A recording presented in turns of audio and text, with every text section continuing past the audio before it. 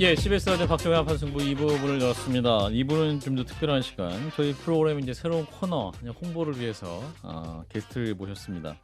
그러니까 저희가 매주 목요일 내일이죠, 그죠? 내일 저녁 7시 30분부터 유튜브 연장 방송을 하는데 한판 정치 클리닉이라는 새로운 코너를 준비하고 있습니다. 한판 열전이 본 방송보다 더 인기가 많은 순간도 있어서 이제부터 연장 방송 우리 청취자 여러분들이 좋아하시는구나 해서 한판 정치 클리닉을 코너를 만들었고요.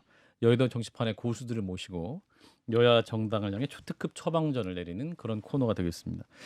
이번 주 목요일인 내일은 조원진 우리공화당 대표, 김종대 전 의원이 처방전을 내리고요. 다음 주 목요일에 이 두 분과 함께할 예정입니다. 먼저 오신 분 박원석 전 새로운 미래 책임위원 어서 오십시오. 네, 안녕하십니까. 예, 진 교수님과 안녕하세요. 박 실장 인사 나누죠. 안녕하세요. 우리 박 의원님은 CBS 스튜디오가 익숙하시잖아요, 그죠? 예. 이 방이 굉장히 익숙하죠. 자, 지금 그 새로운 미래에서 지금 개혁신당 같이 가신 거 아닙니까? 네, 그렇습니다. 예, 아직 당직은 맡지 않으신 네, 상황인 아직은 거죠? 당직을 맡지 않았고요. 예. 지금 개혁신당이 이제 막 이제 지도부를 최고위원회를 예. 구성하고 당직 인선이나 이런 논의를 하고 있기 때문에 네네. 뭐 조만간 있으면 뭐 지금 소식이 생기면 알려드리겠습니다. 댓글에 지금 박원석 의원님 응원합니다. 글이 굉장히 많은데 네, 이제 고맙습니다. 의원님 거취에 대해서 많이 궁금하시는데 네. 지역구 출마하실 예정이신가요? 출마해야죠. 출마해야 되는데 지금 어쨌든 그 개혁신당은 전체 출마자 규모를 좀 파악을 하고 있고요. 그리고 신당이다 보니까 조금은 좀 전략적인 출마를 해야 됩니다. 또 여야가 구도가 어떻게 짜이는지도 좀 보고. 그래서 각자 이제 출마했던 기존의 지역구 이런 데들은 있어요. 근데 이제 그거에 꼭 얽매일 문제가 아니다라는 게 이제 공통된 지금 뭐 생각이고. 예.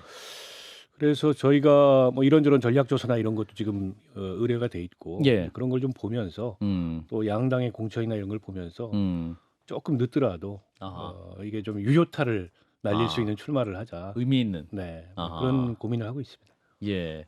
어떤 지역을 그래도 의원님 그거 좀 고민하신다고. 그건 이제 좀 비밀이면 말씀드리면 안 됩니다. 영업 비밀이기 때문에. 영업 비밀. 사시는 곳은 고향 을인데. 네. 거기서 출마도 했었죠. 유력한 후보지 중에 하나인 것만은 맞습니다. 그래요. 네. 우리 박성태 유권자가 계시기 때문에 또 제가 믿고 출마를 할 수 있는데 한표 보장입니까? 아니 가족이 수가 꽤 돼요. 그렇습니까? 지리적으로 가깝다고 꼭 그렇게 믿으실 건 아니에요. 자, 일단 지금 함익병 원장이 좀 오고 계시고, 예. 자 일단 한판 정치 클리닉 저희가 코너 이름을 정했는데 이름은 마음에 드십니까? 함익병 원장님이 마음에 들어하실 것 같아요. 함익병 원장님이 클리닉을 하고 계시잖아요. 그런 면도 있고. 이건 거의 나를 위한 코너다 이렇게 생각하고 오실 것 같은데. 예. 마음에 듭니다. 제가 클리닉을 운영하는 주체가 돼야 될지 클리닉에 상담을 하는 주체가 돼야 될지 모르겠는데 아무튼 뭐 좋습니다. 예, 그래요. 자 일단 좀 정치 하나 좀 살짝 좀 짚어보면. 먼저 국민의힘 얘기부터 해보겠습니다. 좀 한동훈 위원장의 공천자가 어떻게 판단해서 저희가 일부에서 얘기할 때는 윤란 갈등 이후에 뭔가 좀 안정된 분위기다. 그런 면이 좀 있다고 봐야 되겠죠. 예. 오늘 이제 단수 공천 25군데 발표가 됐는데 제가 좀 눈여겨본 대목은 다 마찬가지겠지만 송파갑에서 대통령의 뭐 30년 지기 석동현 이렇게 알려져 있는 석동현 전 민주평통 사무처장이 컷오프가 됐어요. 그러니까 국민의힘의 이번 총선 공천을 앞두고 많이 그동안에 회자됐던 게 결국에는 윤심 공천, 뭐 용심 공천, 맞아요. 핵관 공천 이런 게 이루어지지 않겠냐. 그렇게 들어가면 석동현 전 민주평통 사무처장 총장은 아마 한 5손가락 안에 들어갈 만한 후보였던 걸로 저는 생각을 해요. 무조건 공천을 받을 수 있는 사람 가능성이 높죠. 그리고 이분이 과거에 출마도 했었어요. 다른 지역에서 출마하기 했지만. 근데 컷오프된 걸 보고 깜짝 놀랐습니다. 그런데다가 거기 단수 후보 공천된 분도 신인이잖아요. 그렇죠. TV조선 앵커했던 박정훈 전 앵커. 그분의 경쟁력이 그렇게 압도적인 비교 우위일까? 별로 그럴 것 같지 않은데. 이게 시스템 공천이라고 하지만 오히려 뭐랄까요? 좀 역차별 이런 것도 일정하게 당한 게 아닐까? 대통령과 친하기 때문에 왜냐하면 윤심 공천이 아니다라는 걸 보여주려는 상징적으로 상징적인 그런 이제 결과가 아닐까 싶어서 약간 깜짝 놀랐고요. 그렇게 본다면 윤 대통령이 공천에 개입을 안 하는 거이거나 아니면 윤 대통령은 의지가 있으나 이 한동훈 비대위원장이 수용을 안 하는 거이거나 둘 중에 하나인 것 같다. 물론 더 지켜봐야 됩니다. 이거 하나만 가지고서 뭐 국민의힘이 공천을 굉장히 잘했다 이렇게 평가할 수는 없는데 아무튼 오늘 공천 결과에서 조금 눈여겨볼 만한 대목이었고 예. 조금 더 이제 지켜보면 예. 뭐 어떤 색깔의 공천인지 평가할 수 있겠죠. 예. 어서 오십시오. 예, 함익병 원장께서 방금 도착해 주셔서 어서 오십시오. 예, 진 교수님과 박 실장님 인사 나눠주시고. 안녕하세요. 예. 저희 CBS 스튜디오는 처음 와봤어요. 처음 오시는 거예요. 여기 야. 앞에 보면 왔다 갔다 했습니다. 아, 그러셨구나. 야, 너무 잘 오셨습니다. 초대해서 고맙습니다. 네. 근데 함익병 원장님이 그 정치 유튜브 그 콘텐츠를 하고 계시더라고요. 함익병 TV. 네, 그래도 한 11만 몇천 명 되죠. 그러니까요. 좀 네. 깜짝 놀랐어요. 네. 오늘 이렇게 정치 콘텐츠를 해야겠다 이렇게 생각을 하셨던 겁니까? 어떻게 하시게 되신 거죠? 제가 진 교수님만큼 정치에 관심이 많아요. 그러면 엄청 많으시는데. 엄청 많으신 건데. 저는 솔직히 관심이 없고요. 억지로 관심을 갖고 있습니다. 그렇군요. 근데 저희가 이제 한번 이제 모시기 위해서 그 유튜브도 열심히 봤는데 준비 굉장히 많이 하시던데요. 막 그 슬라이드 네. 띄워놓고 정보 이렇게 올리시고. 그렇죠. 이제 뭐 그냥 정치 얘기하면 예. 자꾸 이제 욕만 하게 되잖아요. 네. 누가 잘못했다고 지적질만 하는데 예. 그거보다는 우리 이제 국민들이 이제 어떤 투표를 하거나 어떤 아하. 정치 의사결정을 할 때는 아하. 과거사도 좀 돌아보고 아하. 그다음에 좀 비교적 긍정적인 관점에서 좋은 사람을 골라보자. 아하. 이제 제가 하는 그 방송하는 이유죠. 그렇군요. 네. 예. 아니 근데 저는 예. 함익병 원장님하고 다른 예. 유튜브 방송도 해보고 했는데 예. 아니 본업이 있으시잖아요. 피부과 그 전문의. 진료하는데 굉장히 바쁘실 텐데 네. 그 준비를 언제 하세요? 노는 유튜브 시간. 하시려면 노는 시간에. 네. 쉬는 그거 시간. 이게 진짜 대단하신 것 같아요. 쉬는 시간에 쉬어야지 쉬는 시간에 예. 그걸 준비하시면 그래서 한판 정치 클리닉 또 이제 원장님으로 함께 하실 텐데. 네. 자 일단 오늘 국민의힘 얘기 아까 저희가 이제 우리 박원석 전 의원님 말씀 주셨는데 네. 원장님 오늘 어떻게 보셨어요? 그 25명 공천 단수 공천. 그 원래 다 예정됐던 자리들이라고 저는 봐요. 그런가요? 예, 네. 뭐 이제 일단 거기는 별로 이렇게 국민의힘당에서 힘든 자리에 아하. 이제 좀 이렇게 그분들이 희생을 하고 자발적으로 이제 거기를 갔겠죠. 자의반 타의반인가? 예. 그 어려운 지역도 있지 않습니까? 여기는 그래도. 오늘 단수 공천한 지역은 대부분 다 어려운 지역이라고 저는 봤어요. 예. 네. 그래서 이제 오늘 평가할 때 석동현 그 전 사무총장이 컷오프된 거 이 부분을 좀 높게 평가하는 그런 분위기인데. 글쎄요, 그거는 뭐 이제 각자의 뜻이 좀 다르겠죠. 근데 저는 정치를 이런 식으로 공천하는 제도에 대해서 저는 굉장히 불만이 많은 사람이에요. 왜 그렇습니까? 어떻게 해야 됩니까? 그러면? 지역구에서 활동하시는 분들이 지역 주민들의 뜻에 맞춰서 미국식으로 해야죠. 미국식으로? 네. 오픈 프라이머리? 네. 네. 그러니까 이런 식으로 위에서 누가 뭐 특정인을 찍어내리는 거잖아요, 다. 예. 이게 무슨 민주주의예요? 아하. 그러니까 전부 다 국회의원들이 4년 내 임기 기간 동안에 자기 말 한마디 못 하잖아요. 특히 뭐 3년 차쯤 들어가게 되면 위에 예. 공천권자만 쳐다보고 있잖아요. 이게 무슨 민주주의예요? 이런 거 하지 말자고 제가 늘 얘기하는 거죠. 네. 네. 그러니까 지금 그렇죠. 그 말씀이 저는 적정한 말씀이라고 보고요. 예. 근데 여기는 오늘 공천받은 분들 명단을 쭉 보니까 예. 그런 분들도 있어요. 오랫동안 한 지역에서 예, 그런 분들은 선거도 뭐, 나오고 정치 활동도 하고 네. 유권자들하고 스킨십 가지면서 지역 현안도 파악하고 있는 이런 정치인들도 있는데 반해서 네. 낙하산들도 꽤 있는 거죠. 선거 낙하산이 앞두고 있습니까? 인재 영입, 뭐 선거 앞두고 갑자기 다른 아하. 지역에서 이제 일정한 성과를 거둔 분들이 정치권에 와가지고 예. 공천받는 이런 모습들이 많은데 그런 예. 분들이 들어가가지고 제대로 자기 4년 동안 활동한 그렇죠. 거 본 적이 없어요. 뭐 저도 4년 국회의원을 해봤지만 예. 이게 정치도 일종의 전문직이잖아요. 예. 그러면 그 전문직을 수행할 만한 이제 준비 이런 것들이 돼 있어야 되고 예. 그거는 이제 정치 영역에서 아. 뭐 시의원, 도의원 이런 경력을 쌓든 국회 보좌진 경력을 쌓든 그렇죠. 아니면 행정부에서 이런 어떤 행정을 경험하다. 행정을 경험하든 그런 어떤 준비가 돼 있어야 되는데 그게 예. 아니고 어느 날 갑자기 전혀 다른 직역에 종사하던 분이 와가지고 인재 영입. 저는 인재 영입을 별로 좋아하지 않습니다. 지금 말씀하신 대로 인재 영입해가지고 잘 되신 분들도 있어요. 그렇기 때문에 대표적으로 유승민 의원 같은 경우가 KDI. 이회창 총재 때 인재 영입으로 비례대표 공천을 받고 처음에 국회의원이 됐다가 야. 나중에 이제 재보궐선거로 예. 지역구에서 정치를 하셨습니다만 그런 케이스도 있는데 반해서 예. 대부분의 인재 영입은 그냥 한 번 등장했다가 사라지는 인재 영입이 훨씬 더 많아요. 소비된다. 선거용이죠. 네, 선거용. 선거용 분식회계라고 저는 봐요. 그래서 선거용 무식행위다. 우리 정치가 좀 성숙해지기 위해서는 예. 총선 앞두고 갑자기 급조한 인재 영입이 아니고 일상적으로 그 정치 영역에서 훈련되고 성장한 분들 그리고 해당 지역에서 오랫동안 예. 뭐 시의원, 도의원부터 시작해서 그렇게 아하. 성장한 분들이 총선에 공천받는 게 가장 자연스러운 모습이고 예. 그걸 가능케 하는 제도를 만들어 놓는 게 아. 단수공천 이런 건 사실 좀 이상한 거죠. 아. 근데 이제 이 각 당이 늘 이제 공천 앞두고서 예. 이런저런 심들이 작용을 하기 때문에 예. 그게 뭐 윤심이 됐든 한심이 됐든 뭐 무슨 당심이 됐든 음. 이제 그것의 산물인데요. 이 음. 단수 공천이라는 예. 게 그거보다는 아까 이제 미국식 오픈 프라이머리도 얘기하셨습니다만 예. 공정하고 투명한 경쟁이 있는 아. 그리고 해당 지역에서 정말 준비된 음. 그런 경쟁력을 보일 수 있는 분들이 음. 정치권에 진입하는 게 맞다고 봅니다. 근데 이번에 저는 예. 약간 박 생각이 실장님. 다른 게 예. 왜냐면 예전에 이제 초선원들 보면 음. 일단 단 다음에 제일 많이 하는 게 이제 일단 조기 축구에는 다 가고요. 그 주말마다 예. 지역의 행사는 다 가야 돼요. 그렇죠. 그럼 가서 인사하고 물론 스킨십을 넓힌다는 장점은 있지만 예. 이게 이제 그런 건 저는 그 각 기초의회나 광역의회 의원들이 하면 된다고 생각을 해요. 예. 국회의원 300명인데 아. 보다 나라에 이런 문제들을 고민을 해야 되는데 아. 그분들이 제일 많이 신경 쓰는 게 사실은 경조사다. 지역구, 지역구의 행사. 아. 그다음에 뭐 주말마다 조기 축구는 몇 개씩 다녀요. 등산 모임 가면 앞에 가서 다 인사해야 그렇게 되고. 많아요 조기 축구회가? 아, 그럼 다 가야 됩니다. 다 가서 인사해야 되고. 그렇구나. 왜냐면 지금 이제 위에서 공천하는 것도 있지만 예. 대부분 흔히 말하는 시스템 공천은 뭐냐면 당원 50%, 음. 그다음에 여론조사 50%거든요. 음. 근데 저희가 웬만한 큰 선거에 여론조사도 받으면 끊잖아요. 아 그렇죠. 지역에 전화 돌리면 받는 분들은 다 당원 아니면 당원 가까운 분들이에요. 아. 그래서 계속 지역에서 스킨십하고 인사해야 여론조사에 반영이 되거든요. 그래서 그분들이 이제 그렇게 관리를 하는 건데 그게 과연 국회의원이 해야 될 일인가? 저는 거기에 대한 사실은 의문이 있습니다. 예, 짜지 국민의힘 공천 사실은 뭐 이렇게 완벽하게 뭐 소리가 없었던 것은 아니고 김성태 전 의원이 이제 공천 배제 결정에 반발하면서 이제 박성민, 이철규 의원은 실명을 거론하면 핵관들이다, 암처럼 퍼져 있다 이렇게 비판하지 않았습니까? 근데 오늘 다시 이제 컷오프 결과 수용하겠다 이렇게 얘기를 했네요. 원장님 어떻게 보셨어요? 김성태 전 의원의 발표? 뭐 여당의 권력이잖아요. 예, 그렇죠. 권력을 갖고 있는 당에서 컷오프 됐다. 아, 거기서 끝까지 반발하게 되면 아, 정치적 생명이 어떻게 되겠어요?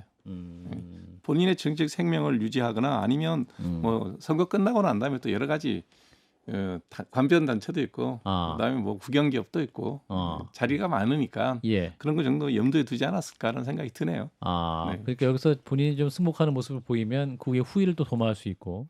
갈수 우리는 있는 뭐 길이 있을 대두면 것이다. 배신자니까. 아, 대두면 근데 배신자니까. 배신자, 내부 총질자 뭐 이렇게 얘기되잖아요. 예. 아, 그런 거예요. 그래도 홍준표 시장 같은 경우는 성태 말이 맞다. 성태 같은 사람이 지금 강서구에서 서쪽을 책임져야 되는데 지휘할 사람이 없다. 이렇게 얘기를 하고 있는데. 또 공천에서 컷오프 되신 분이 무슨 지휘를 하겠어요? 아, 그렇군요. 그런 의미에서 승복한 것이다. 박 의원님은. 그러니까 김성태 의원 입장에서는 뭐 굉장히 억울한 마음이 한편에 있을 겁니다. 예. 물론 어떤 기준에 의해서 이를테면은 뭐 자녀 취업 비리 여기에 이제 연루돼서 확정 판결을 받았기 때문에 그렇죠. 사면 받았다 하더라도 음. 이제 공천을 줄 수 없는 기준이다라는 근거를 세우긴 합니다만 예. 지난 총선에 그것 때문에 불출마를 했어요 본인이. 그러니까 한 번 정도 그걸로 인해서 이 총선에 출마하지 않았다면 이번에는 기회를 줘야 되는 거 아니냐 이런 생각이 들 것 같아요. 예. 결국 이제 김성태 의원이 그냥 흔한 초재선 의원도 아니고 이번에 당선되면 4선 의원이 되고 그렇죠. 그에 대한 일종의 견제 아니냐 윤핵관들의 이런 해석이었던 것 같아요 본인이. 네. 그러나 궁극적으로 받아들인 건 이분 같은 분들은 이 당을 떠날 수가 없습니다. 김성태 의원 같은 경우는 여기서 원내대표까지 했었으니까. 했고 또 지난번에 바른정당을 그 창당도 했었죠. 창당도 밖에 했었고 나갔었죠. 그때 초대 사무총장을 했었어요. 음. 3당을 해봤는데 결과가 좋지 않았다는 걸 너무 잘 알고 있어요. 예. 지금도 뭐 우리 개혁신당으로 오시면 예. 그에 대해서 어떨지 모르겠으나 그런 선택을 하기가 어려운 거죠. 제가 개인적으로 방송도 같이 하고 아하. 친하고 해서 뭐 아하. 삼지대나 이런 거에서 논의도 해봤는데 아하. 손을 내밀으셨군요. 뭐 손 내밀다기보다도 형님 같이 합시다 이렇게 농담 삼아 했는데 그게 손 내민 겁니다. 나는 다 해봤다. 나는 다 해봤다. 안 된다 그게. 안 된다. 네. 아. 최종적으로 이제 그 판단이었던 것 같고 결국 아하. 지금 억울하지만 이제 훗날을 생각하면 게다가 여당이잖아요. 예. 야당 같으면은 뭐 사실은 공천 못 받으면 끝이기 때문에 예. 사실은 뭐 극단적인 그런 선택을 할 수도 있는데 아하. 여당은 꼭 그렇지 않아요. 게다가 대통령 임기 말이면 모르겠는데 임기가 많이 남으니까 아하. 이게 원심력이 작용할 여지가 적은 거죠. 그 김성태 의원뿐만이 아니라 예. 이후에 공천 컷오프되는 분들도 제가 보기엔 잔류 가능성이 훨씬 높습니다. 그게 야당과 여당이 다른 점이거든요. 그럼 개혁신당 입장에서는 안 좋은 거네요. 공천 컷오프되는 사람들 많이 와야 되는데 지금. 뭐 그런 분들이 오시면 좋은데 객관적인 상황은 상황대로 또 저희가 인식하고 있어야 이게 헛된 기대나 헛된 희망을 안 갖죠. 원장님도 민주당 같은 경우 좀 다르지 않습니까? 거기 야당이지 않습니까? 야당이니까. 개혁신당에서 이제 앞으로 이제 그 민주당에서 뭐 좀 이삭줍기? 그렇죠. 이삭줍기. 이재명 대표가 확실히 얘기를 했으니까 새순 뭐 이러면서 민주당 쪽의 이탈 가능성이 훨씬 높다고 봐야 될 것 같고요. 아, 그래요. 그게 이제 여당과 야당이 다른 점이고 게다가 민주당은 지금 수요 공급이 너무 안 맞아요. 하고자 하는 사람은 많은데 자리가 많지 않습니다. 현역이 워낙 많으니까. 자리를 만들려면 과감한 어떤 컷오프에 준하는 뭐 이런 조치들이 있을 텐데 그게 뭐 누가 봐도 저럴 수밖에 없다 이렇게 인정되는 경우도 있겠지만 그렇지 않고 이게 뭐 친명 공천, 비명 탈락 뭐 이런 결과를 낳을 수도 있거든요. 그렇군요. 객관적이라고 볼 수 없는, 공정하다고 볼 수 없는. 자, 그런 분들 같은 경우는 상당히 어떻게 보세요, 한 원장님 민주당 상황? 이재명 대표 고민 굉장히 많아 보이죠. 그렇게 고민할 이유는 저는 없다고 사실은 봐요. 그런가요? 국고 지원금이 되게 많거든요. 그러면 저 같으면 전부 다 경선 붙일 거예요. 아, 그래요. 그게 민주주의잖아요. 뭐 민주주의 되게 어렵지 않잖아요. 예. 다수결로 결정하는 건데 뭐 다 경선을 하든 그다음에 당내 여론조사를 하든 그 뭐 적당히 반반 비율을 하든 뭐 그렇게 하면 다 되는 거 아니에요? 그걸 왜 어렵게 자기의 의지를 거기다가 교묘한 방법으로 포장을 해서 속내대로 그냥 솔직하게 난 내가 좋아서 추천한다 그러면 끝낼 수 있잖아요. 그러지도 않고 뭐 각 당의 경선 룰이란 걸 일반 시민들이 볼 것 같으면 그거 결국 네 마음대로 하겠다는 얘기 아니냐라는 이미지가 딱 들어오거든요. 그러지 말고 우리가 오픈 프라이머리를 할 수 있을 만큼 시민들이 이렇게 열심히 투표에 참여하지 않는다면 많은 국고 보조금을 가지고 여론조사를 몇 군데를 돌리면 되죠. 아무리 여론조사 청취율이 뭐 응답률이 낮다 하더라도 충분한 숫자의 여론조사를 신뢰감 있게 ARS 말고 면접 여론조사하면 되게 한 7에서 15%까지 응답률이 나와요. 그걸 하면 되죠. 정확히 하시네요. 네. 박 실장님 이 의견 어떻게 들으셨어요? 좋은 의견입니까? 국고 보조금 있잖아요. 어디다 써요 그거? 경선을 하는데 여론조사하고 경선을 하는데 그런 여론조사 뭐 기법들을 사용하는 건 지금도 뭐 50%는 하고 있거든요. 근데 뭐 저도 괜찮다고 봅니다. 그러니까 제가 처방이 간단하다는 얘기는 뭐냐면 의사들이 약 여러 개 주잖아요. 그거 다 쓸데없는 거예요. 되게 어떤 병이 있으면 알약 한 개 내지 두 알이에요. 그 약 많이 넣는 분은 처방 잘 못 하시는 분들이구나. 복잡하게 해야 사람들이 이제 그 한 움큼 주는데 고혈압 환자들은 먹을 약이 알약 한 알이에요. 당뇨병 환자들 두 알 내지 세 알이에요. 많이 먹을 이유가 없어요. 그리고 한 움큼 한 움큼씩 많이 드시잖아요. 지금보다는 저는 사실 뭐 좀 큰 너무 추상적인 얘기긴 한데 지역구 체제 전체에 대해서 좀 개편이 돼서 좀 구역을 훨씬 더 넓히고 거기에서 예를 들어서 뭐 지역구원을 뽑는데 사실은 되게 권역을 넓혀서 거기서 정당 명부지 같은 걸로 해서 순번을 저기서 뽑는다든지 그런 식이 낫지 않나. 지금의 사실 지역구원들이 곳곳에 있으면서 서로 자기 지역구역을 가져오려는 것 때문에 그런 이기주의만 심화되는 경향도 좀 있거든요. 쓸데없는 예를 들어서 뭐 그 예산 때 보면 업적을 쌓기 위한 예산 낭비도 있을 수가 있고. 그렇죠. 쪽지 예산도 저는 사실 있고. 그런 부분들이 좀 뭐 쉽지는 않겠지만 개선이 돼야 된다고 생각을 합니다.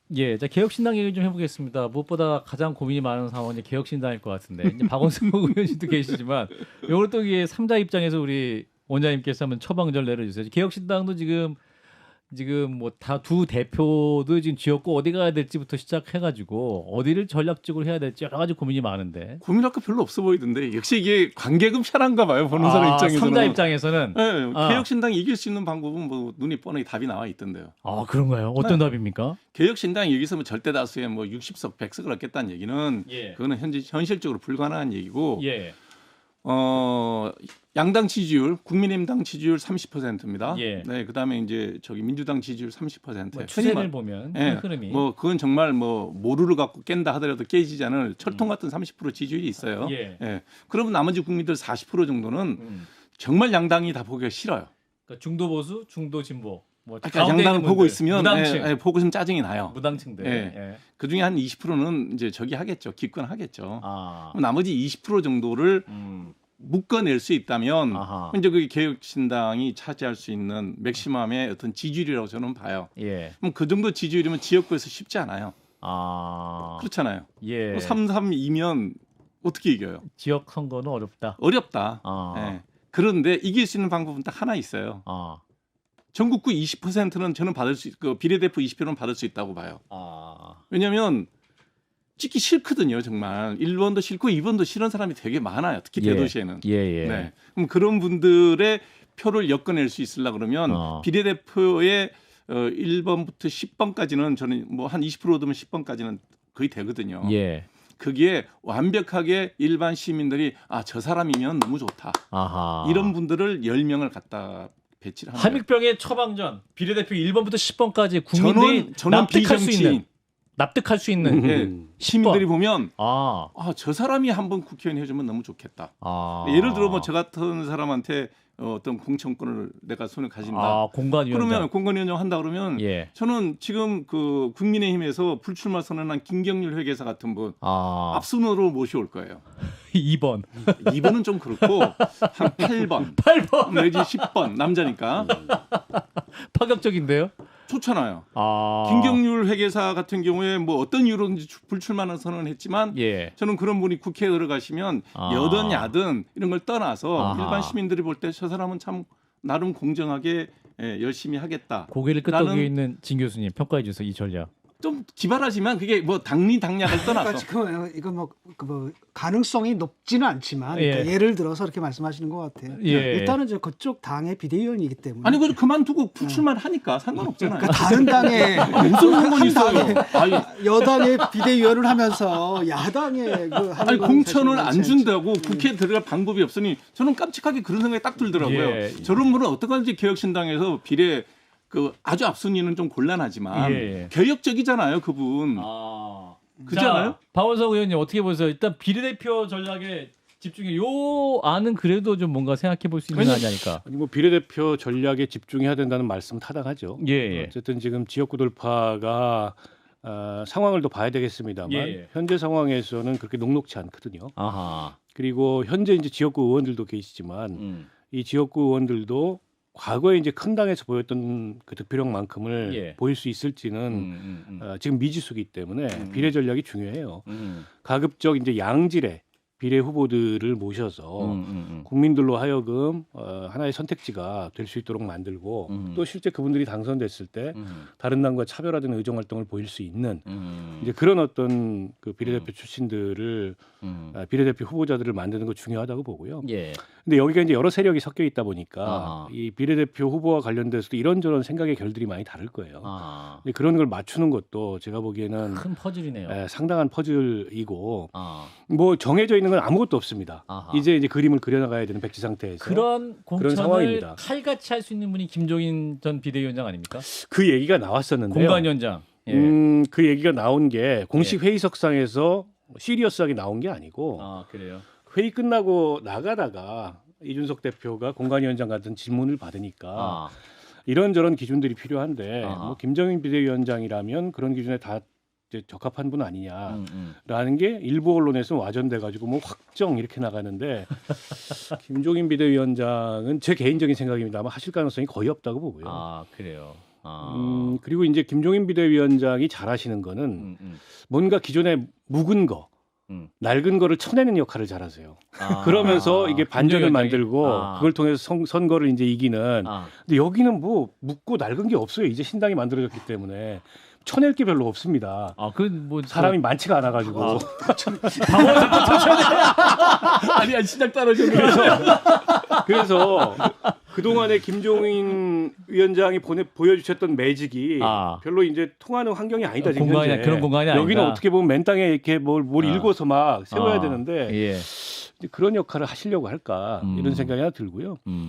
또 어찌됐든 공관위원장을 국민적 신망이 있는 또 공정하고 투명한 공천을 관리해줄 분을 모셔야 되겠다는 필요성에 다 공감하는데 아직은 뭐 구체적인 누구 이 리스트를 놓고 논의한 단계가 아니기 때문에 여야 모두 근데 공관위원장에 대해서 아무도 관심이 없거든요. 공관위원 이름도 잘 모르는 경우인데 만약에 권력이 없으니까 그런가요? 아무 힘이 없잖아요. 개혁신당이 그래도 이제 김종인 위원장 같은 분 꼭 모시면 그래도 좀 뭔가 국민들이 개혁신당 공천에 관심 가지지 않을까요? 저는 그것보다는 비례대표는 분명히 10번까지는 가능하다고 봐요.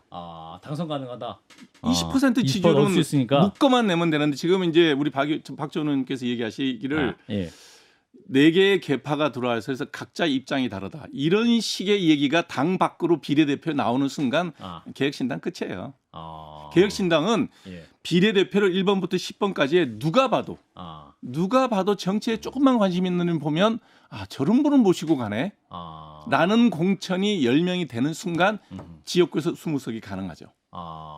왜냐하면 도시에서는 그게 바람이 되거든요. 지금 이준석 대표, 이낙연 대표 이분들은 이미 정치권에서는 낡은 사람들이에요. 그렇잖아요. 새롭지 않다. 새롭지가 않아요. 비판적으로 얘기하면 낡았어요. 그런데 그런 분들이 나와서 비례대표 자리에 뭐 누구를 나는 이런 사람을 추천한다. 정말 좋은 사람을 추천하는 건 상관없는데 내 사람이라서 추천한다. 이런 얘기가 털 것만큼이라도 당 밖으로 흘러나온다. 선거하지 마세요. 안 돼요, 저는. 거의 개혁신당 비대위원급으로 비대위원장급으로 말씀해 주시는데 박 실장이 클리닉을 세게 받고 계신데. 아니 그러니까 이거 뭐 제가 클리닉을 하러 온 건지 받으러 온 건지 모르겠네 지금. 아니 정말 모시면 어떻게 생각하세요? 그런 생각이 안 드세요? 저는 이제 공감이 돼요. 모시세요 그냥 바로. 원래 개혁신당에서 합당하기 전에 합당 선언을 하기 전에 개혁신당에서도 추진했던 비례대표 선발 방법은 좋은 사람들을 추천을 받아서 명부제처럼 해서 어떤 배심원 또 이렇게 뭐 검증을 하고 그 다음에 투표를 통해서 순번을 정한다 이렇게 들었었거든요. 아니 그런 지금 그 방법이 했죠. 원용이 되고 그런 제안을 했는데 그 제안을 가지고 이제 구체적 기준을 만들어야 되는 상황입니다. 아직은 그 논의에 본격적으로 들어가지 않았어요. 알겠습니다. 오늘 그 한판 정치 클리닉 담당하신 두 원장님을 모시고 말씀 나눴는데 우리 함 원장님 화제가 아주 기대가 됩니다. 아주 그 명쾌한 원포인트 레슨 아주 기대합니다. 우리 애청자님 기대해 주시고 다음 주 목요일 저녁 7시 30분에 우리 박원석 전 의원님 함익병 저도 당적 없으면 명쾌하게 할 수 있어요. 그렇죠. 맞아요. 이해관계자에서 벗어나면 명쾌하게 할 수 있어요. 알겠습니다. 일단 두 분 다음 주에 뵙겠습니다. 고맙습니다. 네, 고맙습니다.